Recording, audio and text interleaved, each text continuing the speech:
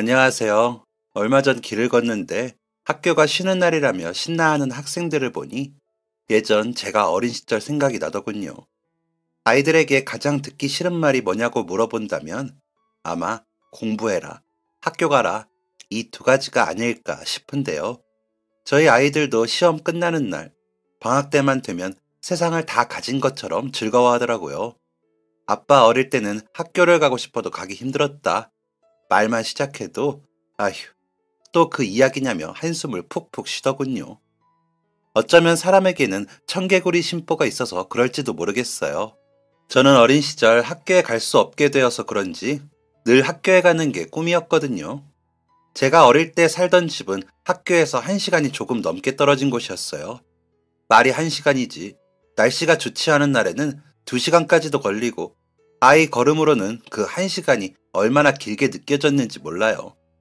학교가 이렇게 멀었던 이유는 원래 조금 더 가까운 곳에 분교가 있었는데 학생 수가 너무 적어서 폐교하고 말았어요. 제가 입학하기 전 폐교하는 바람에 저는 다른 동네에 있는 학교로 배정받았죠. 그때는 그냥 주변의 다른 동네에서도 폐교되는 곳 때문에 멀리까지 학교를 오기도 하고 워낙 뭐든 허허 벌판에 뚝뚝 떨어져 있으니까 크게 멀다는 생각도 안 하고 다녔어요. 그나마 1시간이라도 걸어서 학교에 갈 수 있다는 게 오히려 다행이었죠. 학교에 가는 것은 제 즐거움 중 하나였어요. 집에는 가지고 놀 장난감도 없고 읽을 책도 없고 집 주변에는 친구도 없어서 온종일 산을 돌아다니고 흙에 그림을 그리거나 그나마도 동생이 태어나면서는 집안일을 돕느라 온종일 집에 있어야 했어요. 어머니는 제가 학교에 다닌 지 1년쯤 지나 국민학교 2학년이 되던 해에 동생을 낳았어요. 가뜩이나 넉넉지 못한 살림에 태어난 둘째는 이런 세상에 태어난 게 서러워서인지 아침부터 밤까지 하루 종일을 울었죠. 어머니는 이미 지칠 대로 지쳐 아이를 달랠 힘도 젖을 물릴 여력도 없으셨어요. 가난한 집에 분유는 턱없이 비쌌고 영양가 있는 음식도 제대로 먹지 못하니 밥으로 먹을 만큼의 젖도 돌지 않았죠. 지금은 저희 아내가 아이들을 낳았을 때처럼 가슴 마사지나 모유를 잘 나오게 하는 영양제나 하다못해 소고기 잔뜩 넣은 미역국에 균형을 고려한 식단까지 준비되어 있지만 그 시절 저희 어머니께서는 미역국에 넣을 소고기를 제대로 사 먹을 돈도 없었어요. 아마 지금으로 치면 산후 우울증 같은 거였을 거예요. 언젠가부터 어머니는 무기력한 채로 아이가 울어도 귀를 막고 등을 돌린 채 잠만 잤어요. 아기가 울면 늘 제가 뛰어가서 달래주고는 했죠. 아버지는 각설이라고 하죠. 전국의 시장을 돌면서 물건을 파는 일을 했어요. 한번 집을 나서시면 며칠, 길게는 몇 주씩 돌아오지 않으셨어요. 그러니 아이들을 키우고 집안을 돌보는 것은 오롯이 어머니의 몫이었어요. 아버지도 전국을 돌며 힘이 드셨겠지만 어머니도 집안에서 서서히 죽어가고 있었어요. 등골이 시린 집안의 분위기는 행복이라는 게 원래 존재하기는 했었나 싶은 정도로 얼어붙어 있었죠. 그래서 동생이 태어난 이후부터는 학교 가는 게 쉽지 않았어요. 아침에 일어나 학교에 갔다가도 혹시 집에 무슨 일이 생긴 것은 아닐까봐 불안감이 밀려오기도 했어요. 그래서 수업이 끝나자마자 그 먼 거리를 뛰어서 집에 돌아오고는 했어요. 그리고 집에 돌아왔을 때 괜스레 엄마랑 동생이 집에 있으면 마음이 놓였어요. 이유는 잘 모르겠어요. 집안 분위기가 어지러워서 느꼈던 어떤 불안이었을까요? 저는 집문을 열기 전 이상하게 가슴이 너무 두근거렸어요. 불안과 두려움, 공포. 어린 시절 제가 가장 크게 느꼈던 감정이었어요. 아버지께서 가끔 집으로 오실 때면 어머니는 술이 거나하게 취한 아버지와 매번 큰 소리로 싸우셨어요. 그럼 저는 어두운 방 한구석에서 우는 아이를 어르고 달래며 잠자리에 들었죠. 그리고 결국은 우려하던 일이 일어났습니다. 초등학교 3학년에 올라간 어느 때였어요. 얼추 1년이 지나 제 불안감은 조금 덜해졌어요. 며칠 전부터 어머니께서는 동생도 잘 돌봐주시고 제가 학교 수업이 끝나도 집에 오면 목욕도 시켜주시고 저녁에는 햄도 구워주고 계란도 부쳐주셨어요. 엄마, 매일 이렇게 맛있는 거 먹고 엄마랑 같이 놀았으면 좋겠다. 어머니는 제 머리를 쓰다듬으면서 웃으셨어요. 그리고 다음날 아침 어린 동생이 우는 소리에 눈을 떴을 때 어머니의 모습이 보이지 않았어요. 엄마? 엄마! 엄마! 잠시 반찬거리라도 사러 나가셨나 싶어 기다렸지만 해가 질 때까지 어머니는 집으로 돌아오지 않으셨어요. 저는 냉장고에 어머니가 만들어둔 밥과 반찬을 먹으면서 어린 동생에게도 밥을 먹였어요. 어설프게 기저귀를 가는 동안 동생은 끝도 없이 울고 저는 낡아빠진 인형을 흔들어 말도 안 되는 이야기를 만들며 동생을 달리려고 애썼어요. 그렇게 해가 저물고 저녁이 되었지만 어머니는 오시지 않았어요. 그리고 그로부터 며칠 후 형사라는 분들이 집으로 방문했어요. 누구세요? 어른들은 안 계시니? 아버지나 할아버지, 할머니나. 아버지는 일하러 가셨고 어머니는 그저께부터 집에 안 계시는데 어디 가셨는지 모르겠어요. 혹시 아버지는 일하러 가셔서 언제 돌아오시니? 저도 잘 몰라요. 경찰분들은 곤란하다는 표정을 짓더니 우선 알겠다면서 돌아갔어요. 그리고 그날 저녁 아버지께서 집으로 오셨죠. 넋이 나간 표정의 아버지는 저희에게 갈 곳이 있다며 나갈 준비를 시켰어요. 어리둥절한 채로 엄마가 하는 것을 본 대로 동생의 옷을 입히고 양말을 신겨 아버지를 따라 나섰어요. 그리고 도착한 곳은 한 병원의 장례식장이었습니다. 아버지는 저와 동생을 장례식장 입구에서 기다리라고 한 뒤 영안실로 들어갔어요. 알고 보니 마을 인근의 숲속에서 어머니가 벗어두신 신발을 발견한 주민이 경찰에 신고를 했다고 해요. 그래서 그 주변을 찾아보니 절벽 아래쪽에서 어머니의 시신을 찾았다고 합니다. 편지 한 통도 남기지 않은 채 어머니는 그렇게 떠나셨어요. 아버지는 장례를 치를 돈도 없다며 자식을 두고 떠난 어머니에게 그러고 싶지도 않다며 시신을 확인하고 바로 화장하셨습니다. 사실 이 과정이 어떻게 됐는지는 저도 잘 몰라요. 그저 어머니가 돌아가셨다고 하는 것만 알 수 있었죠. 아버지는 다시 떠나야 된다. 혼자 잘 있을 수 있지? 아버지가 일해야지 돈을 벌어서 너희를 먹여 살리지. 이제 엄마가 없으니까 장남인 네가 책임감을 더 키워야 한다. 네가 형이고 첫째니까 동생을 돌봐야지. 부모님이 없으면 첫째인 네가 이 집안의 가장이다. 너도 이제 어린애가 아니니까 이제 형으로서 장남으로서 네 몫을 해야 해. 알겠지? 동생 잘 돌보고 있으면 아버지가 얼른 돈 벌어서 금방 맛있는 거 사올게. 집 잘 지키고 있어라. 그러고 아버지는 또다시 일을 하러 떠나셨어요. 그렇게 본격적으로 제가 어린 동생을 돌보기 시작했어요. 아침을 일어나 학교에 가려고 하면 동생이 눈에 밟혀 집을 나설 수가 없었어요. 저 어린아이는 혼자서 밥도 못 먹고 화장실도 제대로 못 가는데 혼자 있다가 무슨 일이라도 생기면 어떡할지 걱정이 되었어요. 다행히 어머니가 돌아가신 후 한동안은 이웃 아주머니께서 저와 동생을 돌봐주러 오셨어요.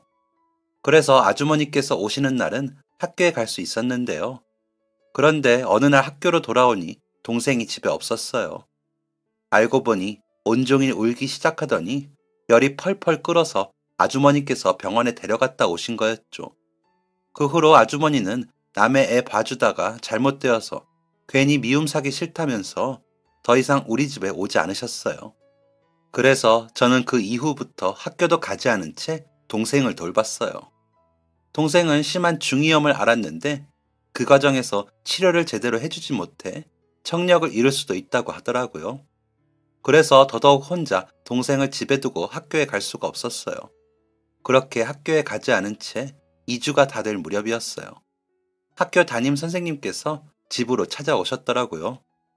똑똑, 누구세요? 저는 동생을 안아들고 문 쪽으로 갔어요. 성철이니? 성철아, 선생님이야. 저는 깜짝 놀라 문을 열어보았어요. 선생님? 선생님, 어쩐 일이세요? 네가 학교에 너무 나오지 않아서 와봤지. 어른들은 안 계시니? 네, 어머니는 돌아가시고 아버지는 일하러 가셨어요. 어머니 이야기는 나도 들었어. 정말 안타깝구나. 성철이 너는 어떻게 지내고 있니? 돌봐줄 어른들은 계셔? 친척분이라든지. 아니요, 아무도 안 계셔요. 학교는 왜 안 나오는 거니? 동생이 아직 애기라 혼자 들 수가 없어요. 그리고 지금 많이 아파서. 너 혼자 동생을 돌보느라 학교에 못 오는 거야? 아버지는 언제 오시는데? 모르겠어요. 아버지는 전국에 있는 장터를 돌면서 일하셔서 언제 오실지 몰라요. 집에 먹을 거는 있니? 선생님은 냉장고를 열어보더니 길게 한숨을 쉬시고는 저에게 잠시 기다려보라며 밖으로 나갔어요.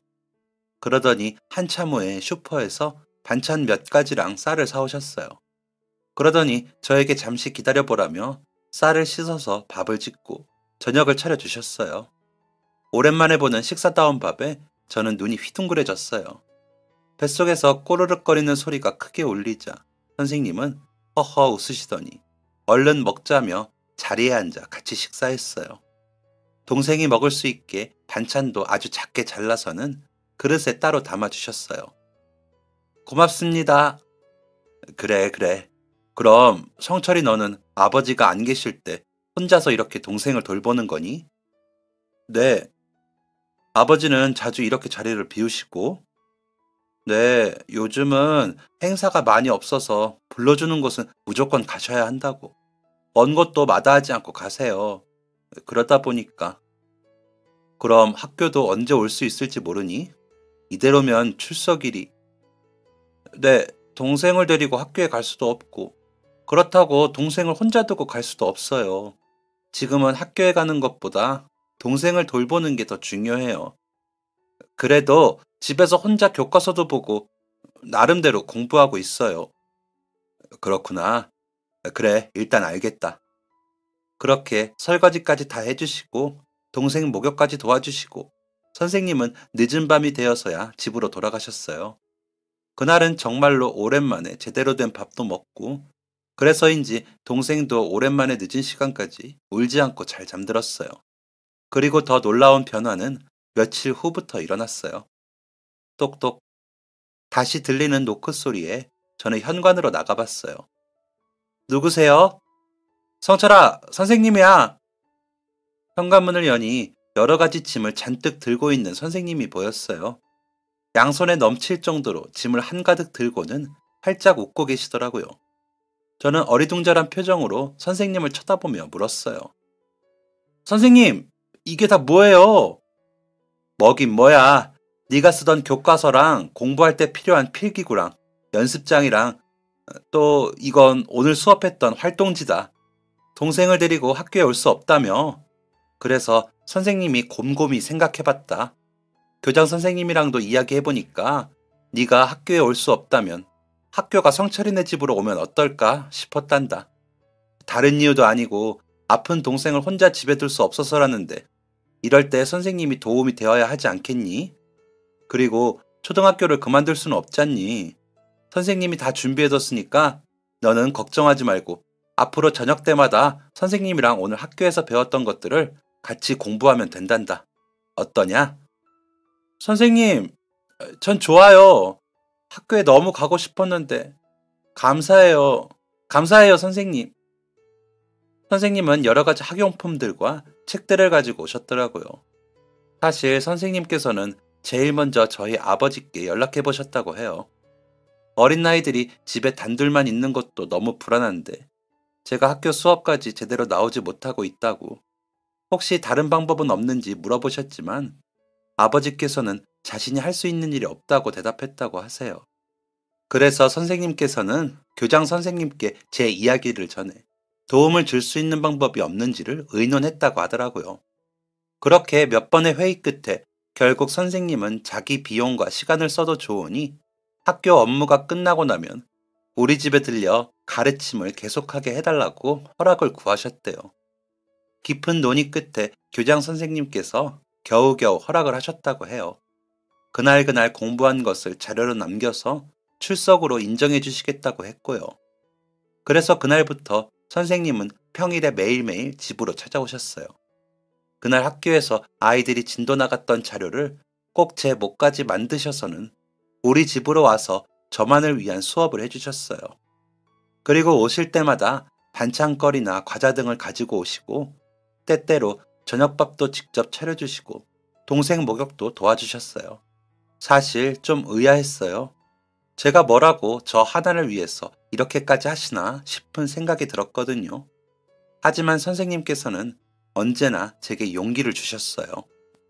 성철아, 모두에게 같은 기회가 주어진다면 좋겠지만 사람은 다들 각자 다른 출발선에서 시작할 수밖에 없어. 하지만 너도 옛날 이야기인 토끼와 거북이 이야기를 잘 알지?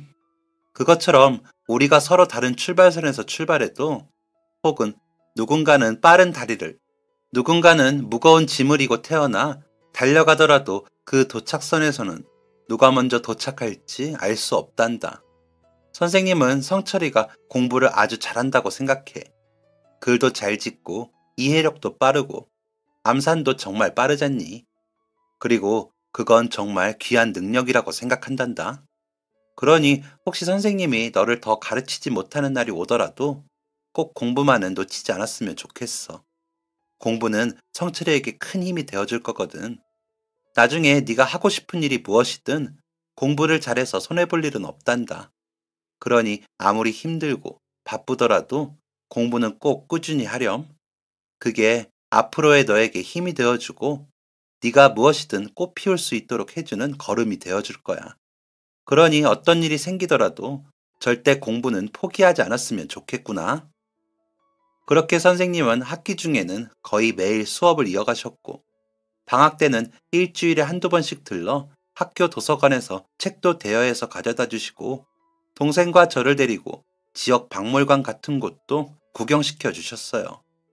저는 선생님과 함께 하면서 공부도 배울 수 있었지만 내면이 튼튼해지는 법도 배울 수 있었죠. 선생님은 혹시나 제가 불우한 환경 탓에 위축되지 않도록 늘 힘이 되는 말을 해주시고 제 마음이 더 튼튼해질 수 있도록 도와주셨어요. 또 저 혼자서 어린 동생을 돌보는 게 정말 암담했는데 선생님 덕분에 제 동생도 많은 도움을 받을 수 있었죠. 그렇게 길어야 한 두 학기로 끝날 줄 알았던 나만의 학교는 어느새 1년, 2년, 결국 4년째가 되었죠. 어느새 유치원에 갈 나이가 된 동생 역시 선생님의 도움으로 중이염 치료도 받아서 청력을 잃는 것도 막을 수 있었고 선생님이 준비해 주신 어린이용 활동들로 근육이나 언어 발달 등도 지연 없이 잘 진행될 수 있었어요. 지금 생각해보면 아찔해요. 만약 선생님이 없었다면 저는 동생을 잘 가르쳐 주지 못했을 테니까요. 그럼 동생이 어떻게 자랐을지 상상만 해도 눈앞이 캄캄해요. 그렇게 영원히 계속될 것만 같았던 선생님과의 인연은 아쉽게도 초등학교 졸업식과 함께 끝이 났어요. 졸업하게 된 것도 있었지만 친할아버지 할머니께서 찾아오셨거든요. 사실 저는 친할아버지와 할머니가 계신다는 것을 처음 알았어요. 제가 태어난 이후로 한 번도 본 적이 없거든요. 알고 보니 할아버지와 할머니는 아버지께서 이런저런 사업을 한다는 명목으로 자꾸 돈을 받아가셔서는 사업에도 실패하고 술 먹는 데 돈을 쓰면서 제가 어릴 때 인연을 끊으셨다고 하더라고요. 어린 제가 눈에 밟혔지만 아버지를 바로잡기 위해서라도 독한 마음으로 인연을 끊어야 한다고 생각하셨대요. 그렇게 언젠가는 정신 차리고 돌아오겠지 싶었지만 몇 년이 지나도 소식도 없고 그러다 어머니 이야기와 집에 방치된 저희 이야기를 건너 듣게 되셨다고 해요.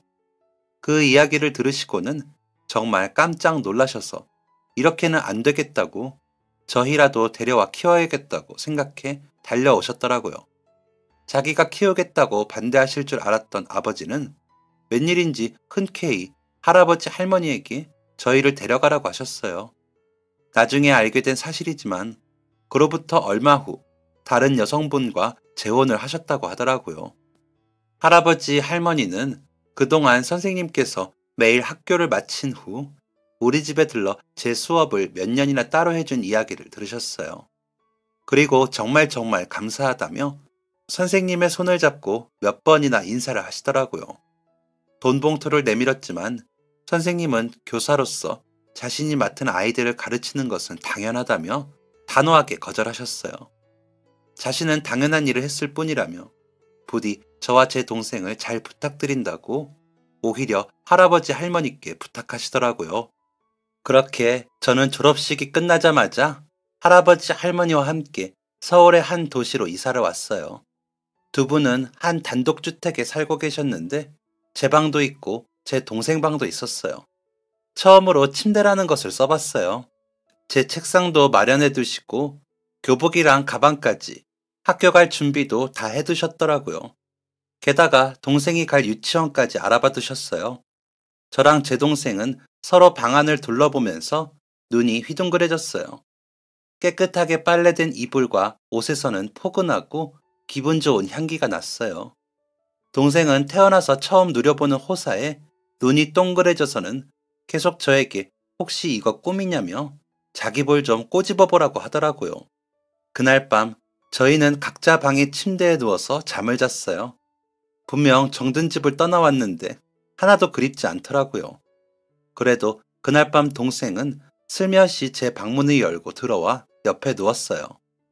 형, 집이 너무 커서 허전해. 잠이 안 와.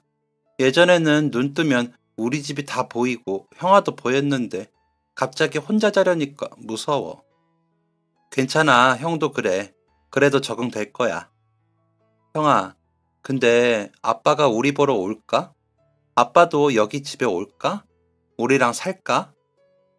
글쎄, 아빠는 일하느라 많이 바쁘시니까 못 오시지 않을까? 할머니, 할아버지가 맛있는 밥도 주고 집도 크고 방도 여러 개인데 아빠도 이제 일 안 하고 우리랑 살면 되지 않을까? 아빠 보고 싶어? 모르겠어. 나는 아빠보다 형이 더 좋아. 근데 모르겠어. 그냥 아빠는 아빠니까. 우리 아빠니까. 아마도 있었으면 좋겠어. 엄마는 못 보니까 그냥 아빠라도 있었으면 좋겠어. 저는 사실 제 마음도 그랬다며 우리 집만한 크기의 방에 누워있으니 잠이 오지 않던 참이라고 동생의 작은 가슴을 토닥토닥 두드리며 재웠어요. 그리고 동생의 말을 곰곰이 생각하면서 아버지에 대해 떠올렸죠. 어릴 때부터 늘 바쁘시던 아버지. 어린 동생이 태어나도 늘 집에 계시지 않고 어머니가 돌아가셨을 때도 장례도 치르지 않고 또 집을 나서신 아버지. 저는 아버지를 생각하는 마음이 그리움인지 원망인지 혹시 미처 제가 깊이 이해하지 못하는 어떤 감정인지도 알 수 없었어요. 아버지는 그런 생각을 떠올리기에도 너무 낯설고 먼 사람이었거든요. 가끔 집에 오시던 아버지의 모습을 떠올릴 때도 반갑거나 하는 마음이라기보다 낯설다는 느낌이 더 들었던 것 같아요. 낯설다. 아버지가 이 집에 있는 것이 낯설다. 오히려 아버지를 마주할 때보다 몇 년이나 집으로 찾아와 저를 가르쳐 주시고 저와 제 동생을 먹이고 입혀주신 선생님이 더 아버지에 가깝지 않나 하는 생각을 했어요. 그렇게 할아버지 할머니 집에서의 첫날 밤이 지나갔어요. 할아버지랑 할머니는 무척 좋은 분들이셨어요. 그동안 저희를 제대로 챙겨주지 못해 미안하다며 그동안 밀린 것까지 다 해주고 싶다고 먹는 것부터 입는 것, 장난감까지 뭐든 다 해주고 싶어 하셨어요.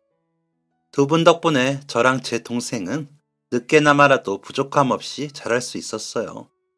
할아버지는 동네에서 작지만 오랫동안 운영한 소아과를 하고 계셨고 할머니는 학교 앞에서 교복 가게를 하셨어요. 두 분은 엄청난 부자는 아니었지만 그래도 부족함 없이 저희를 키우실 수 있는 능력이 되셨죠. 참 웃기게도 제가 처음으로 두 분께 사달라고 했던 건 책이었어요. 할아버지는 자신을 닮아서 그런 것 같다며 엄청 뿌듯해 하셨어요. 아무래도 공부는 정말 제 취미였던 건지 제일 먼저 갖고 싶던 게 책이더라고요. 그리고 그런 저를 위해 할아버지 할머니께서는 제 방에 있는 커다란 책장이 꽉꽉 채워지도록 책을 사주셨어요. 쉬는 날이면 서울에서 유명한 큰 도서관들도 데려가 주셨고 그런 날이면 책이 가득 쌓인 곳에서 하루 종일 책을 읽으면서 시간을 보냈어요. 덕분에 책도 실컷 읽고 공부도 마음껏 했어요. 마음이 불안하지 않고 다음날 눈을 뜨자마자 두렵지 않게 되었어요.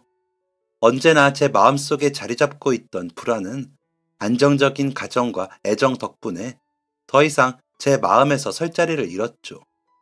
그렇게 시간이 흘러 저는 할아버지가 졸업한 곳과 같은 대학에 갔어요.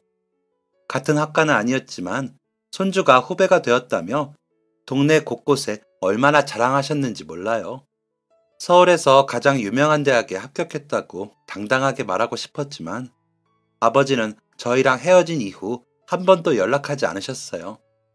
저희가 연락하고 싶어도 연락할 수 있는 방법조차 알려주지 않으셨어요.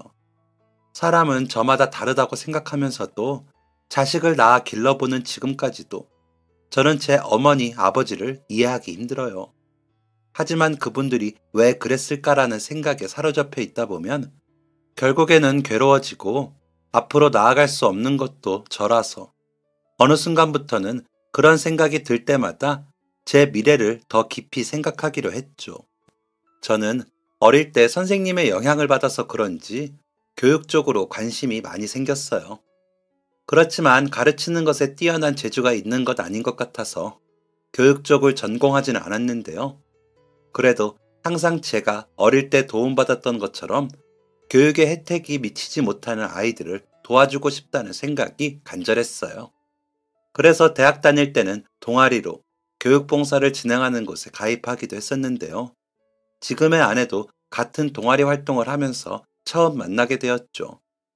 아내는 영어를 전공하고 있었는데 해외에서 유학생활을 하다가 한국에 들어온 사람이었어요.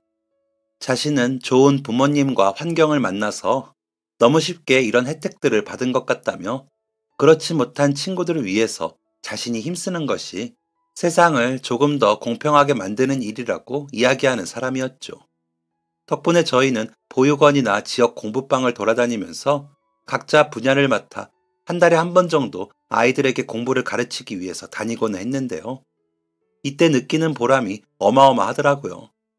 특히 공부를 너무 하고 싶은데도 하지 못하는 친구들에게는 저희가 방문하는 기회와 나눠주는 자료가 정말 큰 도움이 되는 것을 보니 더더욱 열정에 불이 붙었어요.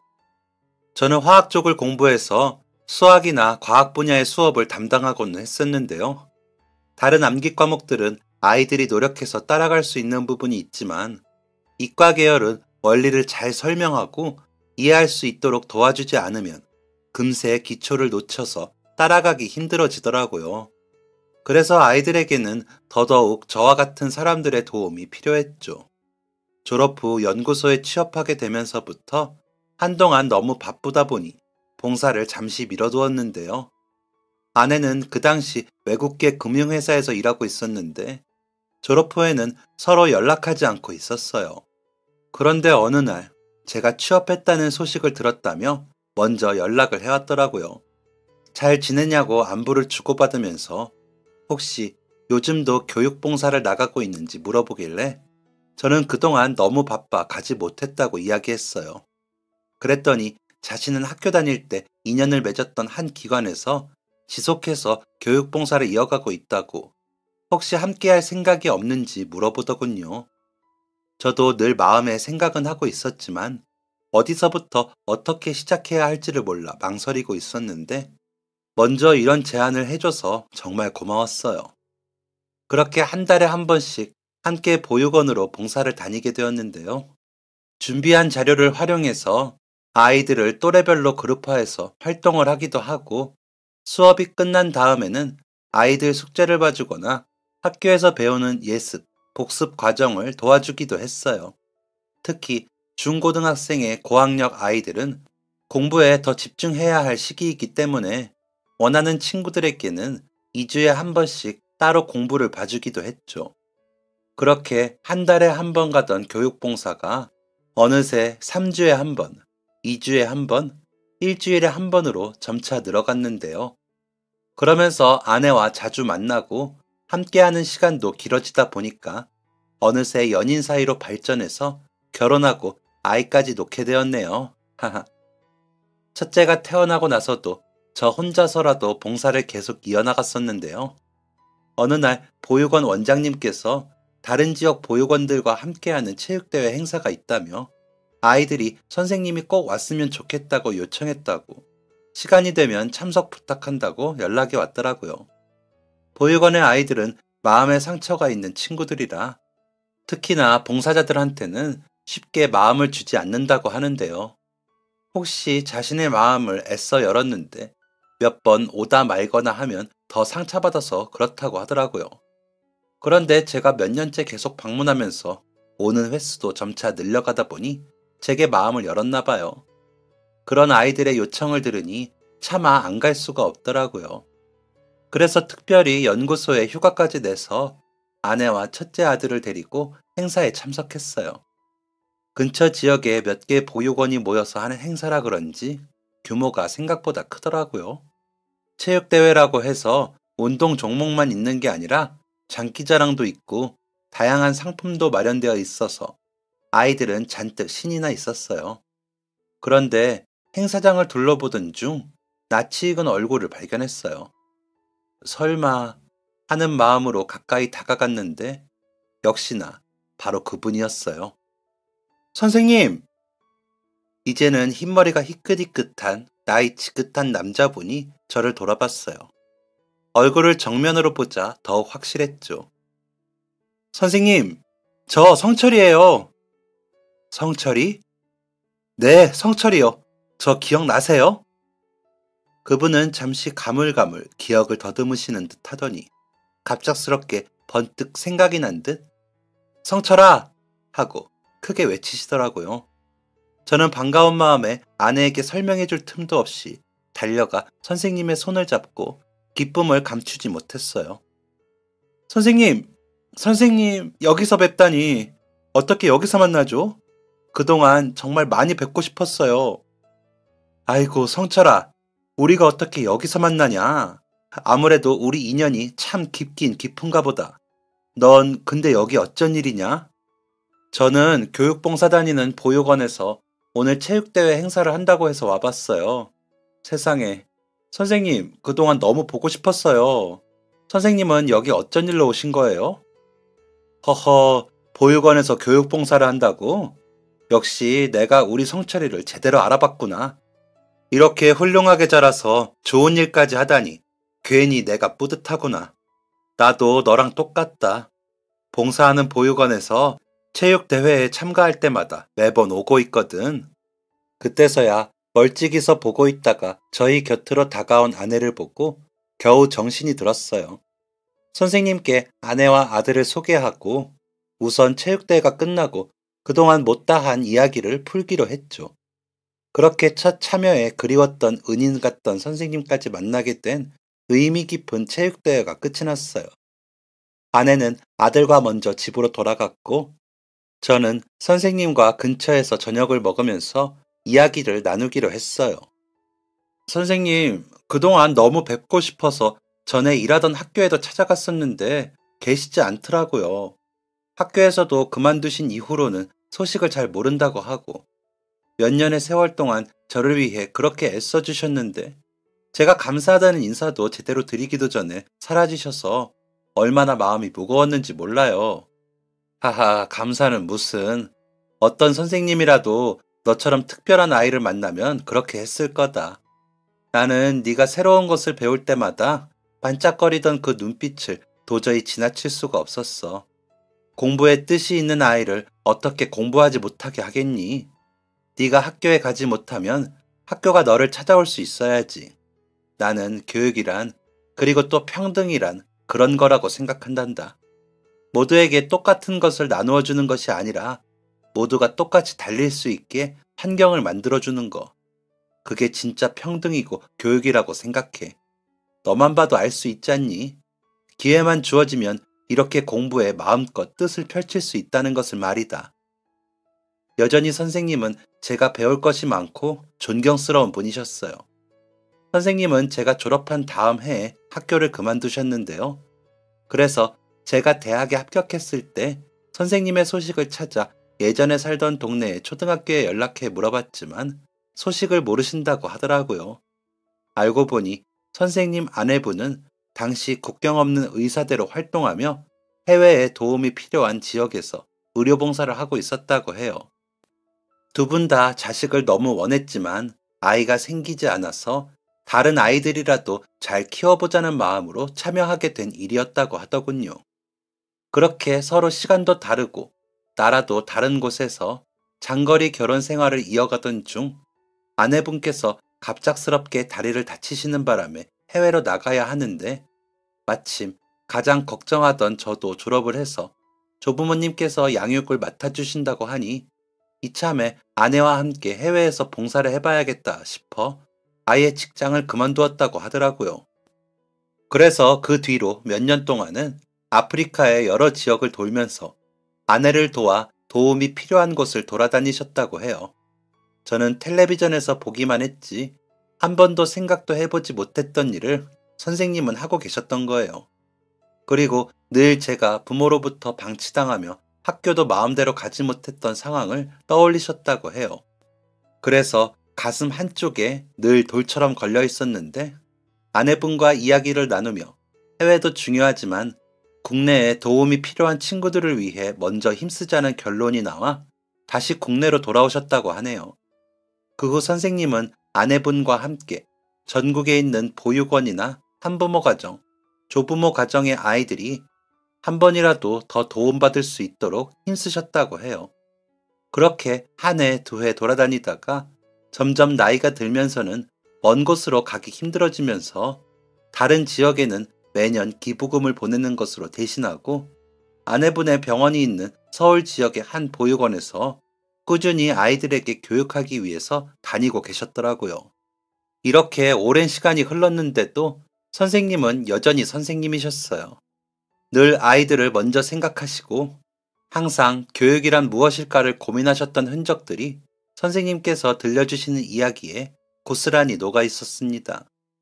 그 이야기를 들으면서 저는 잠깐이나마 시험 때문에 바쁘다는 이유로 취직해서 시간이 부족하다는 이유로 봉사를 멀리했던 저를 반성하게 되었어요.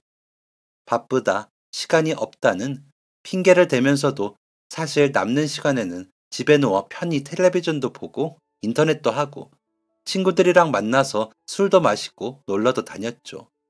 선생님께서 지금까지 해오신 일들은 지난날의 저 자신을 반성하게 했습니다. 선생님은 제 이야기를 들으시더니 오히려 손사래를 치셨어요. 그렇게 생각할 것 없다. 나도 여러 곳에서 봉사하고 있지만 영화도 보러 다니고 여행도 다니고 아내랑 데이트도 한단다. 봉사라는 게 꼭 나 자신을 모두 갈아서 임할 필요는 없다. 내 시간이고 전 재산이고 모든 것을 다 쏟아야 한다고 생각하면 오히려 부담스러워서 시작도 하지 못하게 돼. 우리가 모두 그런 마음으로 봉사를 시작해야 한다면 선뜻 나서서 할 수 있는 사람은 별로 되지 않을 거다. 나만 해도 처음에는 지방에 있는 다른 선생님들은 가지 않으려는 학교들을 돌아다니며 아이들을 가르치는 것으로부터 먼저 시작했다.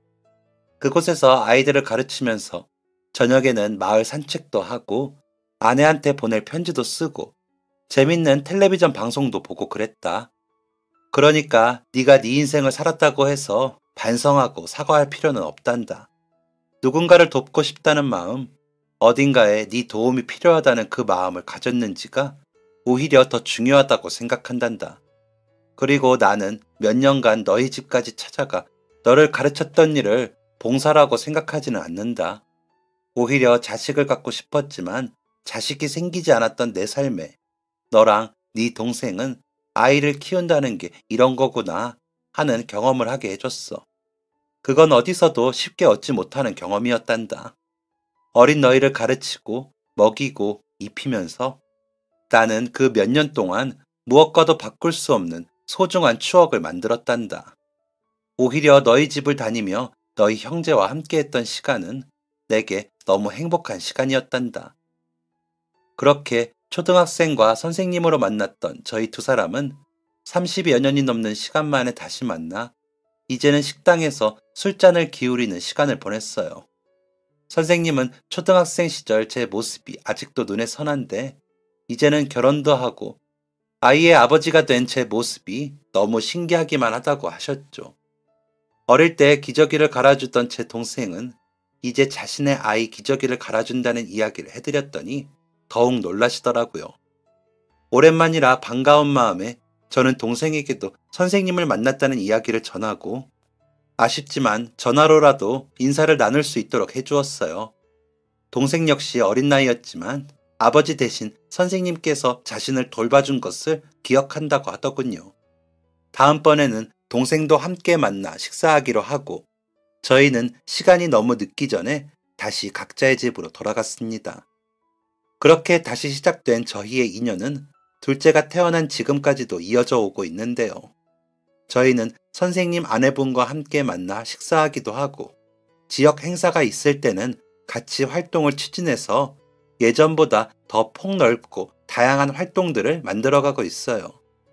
얼마 전에는 동생네 부부까지 참여해 다 같이 김장해서 지역 내의 한부모 가정과 조부모 가정을 방문하며 김장 김치를 나눠주고 학용품과 연령별 추천 도서를 구입해서 함께 전달하기도 했죠.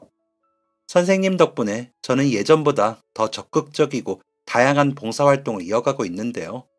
최근에는 교육의 손길이 닿지 않는 지역에 어떻게 하면 수도권처럼 좀 더 많은 교육적 혜택을 줄 수 있을지를 힘차게 논의 중이에요. 아직 구체적인 방안이 마련되지는 않았지만 이렇게 계속 이야기를 나누고 계획을 세워나가다 보면 언젠가는 저희의 목표를 실현시킬 수 있지 않을까요? 저는 요즘도 선생님의 말씀을 종종 떠올려요. 그리고 주변에서 저에게 대단하다고 말하는 사람들에게 꼭 그 이야기를 들려주죠. 봉사는 내 모든 것을 걸고 하는 것이 아니다. 도움이 필요한 곳을 찾아 도움을 주려는 마음, 작은 것이라도 실천하는 그 손길이 중요하다 라고 하는 것 말이에요.